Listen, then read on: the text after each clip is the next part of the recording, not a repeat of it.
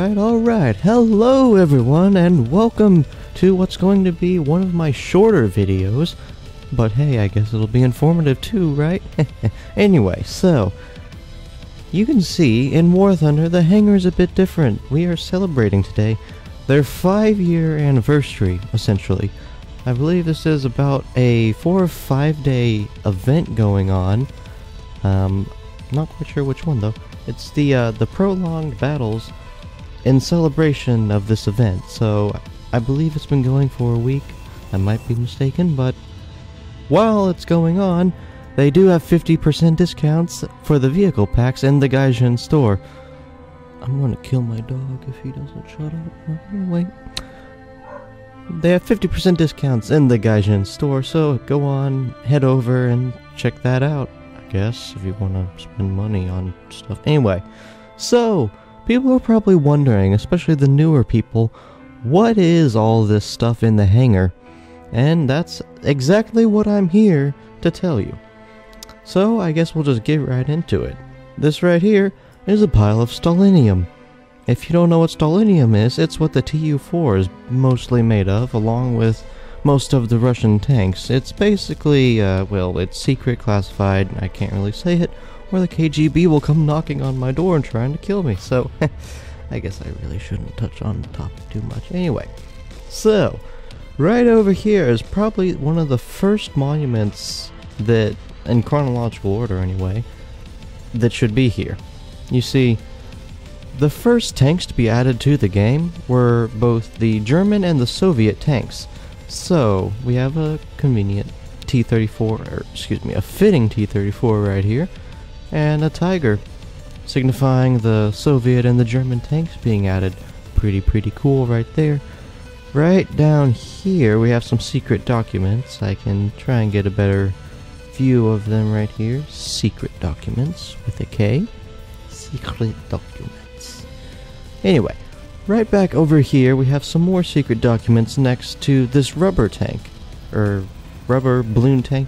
I was never really able to figure out what they were, but in the one of the 2015 April Fool events, you could play as rubber Shermans.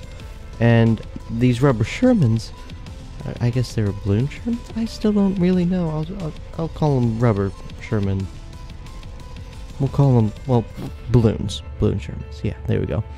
In these balloon Shermans, you could fire carrots and potatoes. I believe the carrot shells were armor-piercing shells, and if my memory serves me correctly, the potato shells were high explosive. So the idea was, they were making fun of World of Tanks at the time. Because, instead of how it is now with everything in War Thunder, you'd shoot the rubber tank and their health would go down. They actually had a health bar. So, the idea was you shoot them enough and you can decrease their health all the way and then they die. So they were making fun of World of Tanks. Also, fun fact, whenever you drove around in these rubber tanks, the gun barrel would flop up and down because it's like rubbery, balloony stuff. Fun stuff, anyway. Next up on this pedestal monument thing, we have a, well, here, we'll get a better view right over here. We have a controller right here, probably signifying the support for PS4. Right down here we have a VR headset, probably signifying support for VR. We have a little Android guy right down here, whatever their logo is. We have the penguin for whatever the penguin is, and right here we have a gray apple with a bite out of it, probably signifying Apple. Though I'm not really sure what they've done with Android or Apple, but whatever. We also have a throttle controller right here, probably signifying controller support for throttles and that kind of thing. So, moving right along, right over here, in the corner, that looks like a movie trailer for one of their movies. So, War Thunder's released like 2 or 3 movies right by now. Short films, more like, but nevertheless. And so this is probably celebrating one of those. Right up here we have the Tu-4, because why not? There's nothing that special about Tu-4 other than that it's the epitome of bias, but whatever. Anyway, moving on. We have the Walker right here, the Soviet Walker, also from the 2015 April Fool's event. See, that was the great thing about 2015, you could have two events. You could play as the rubber tank, or as the Walker. The Walkers were fitted with a whole lot of fun stuff. I believe the event only took place in Eastern Europe. I might be wrong there, but I believe it was only Eastern Europe that you could play as these Walkers. You can see it had the nice big walking leg things, I guess. It was fitted with the KV-2 howitzer on it. All of the versions were, because you had American, German, and Soviet versions of all of these. So, yeah, we had, every version had the KV-2 howitzer. However, they all had different machine guns on top. The Soviet one, as we can see here, has the Dishka on top for anti-air stuff. On one of the sides here, we have a T-26 turret, and on the other side, I believe that is a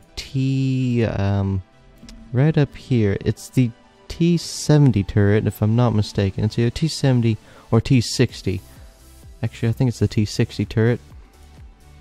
But, yeah, we have the T-26 turret right here for smaller tank shells. And then on the side here, we have the T-60 turret with a 20mm on it. So, overall, very, very offensive vehicle. Fun fact about this, in the Eastern Europe map, you could actually walk through the straits in there. They were tall enough to where you could stand in the water and be able to walk around freely, because I guess they didn't model that in. But hey, that's the fun part about these April Fool events. They're flawed, which makes them fun. So keep it up, War Thunder.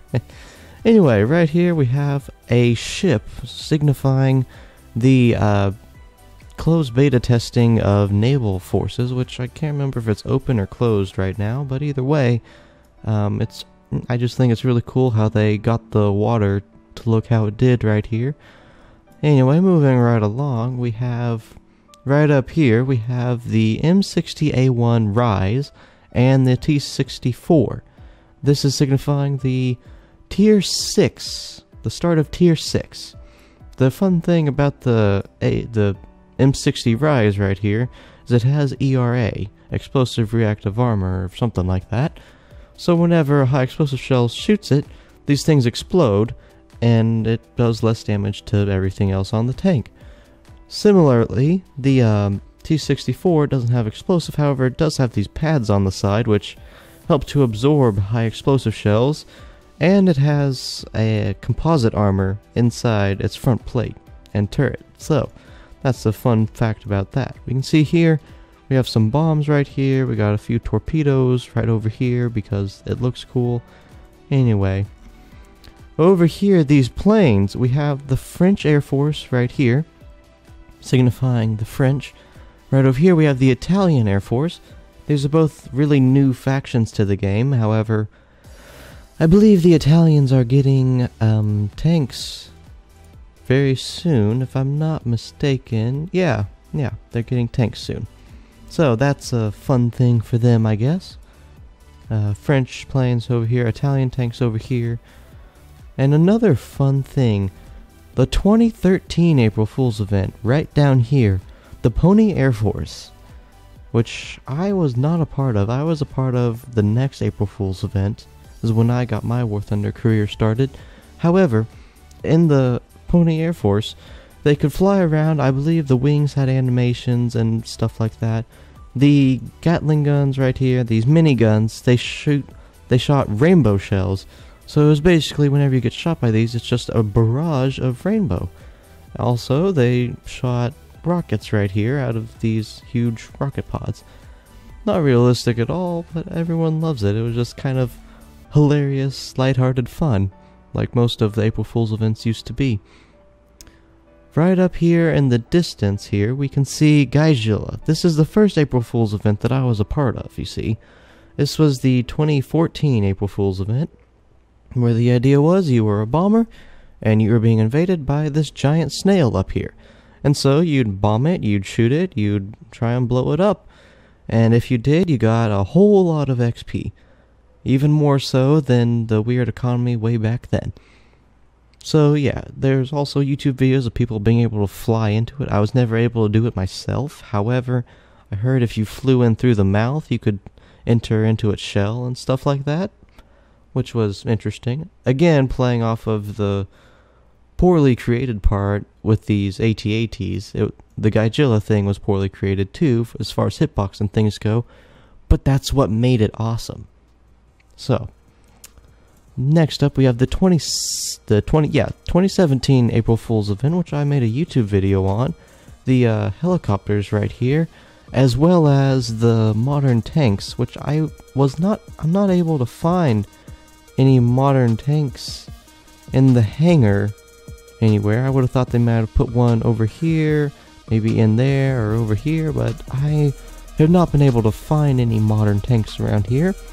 But they do have the helicopter right here, which I guess is great. So, 2016 April Fool's event, you could play as a T-95 or a Leopard 2. So, yeah, that was really fun, and that was a very well put together one. They also had the Middle East map, which was also a very nice map in my opinion. And lastly, we have the Hind sitting out here in the water, the 2016 April Fool's event, which was essentially the first of all the naval battles, an event where everyone could play a very, very early version of naval battles.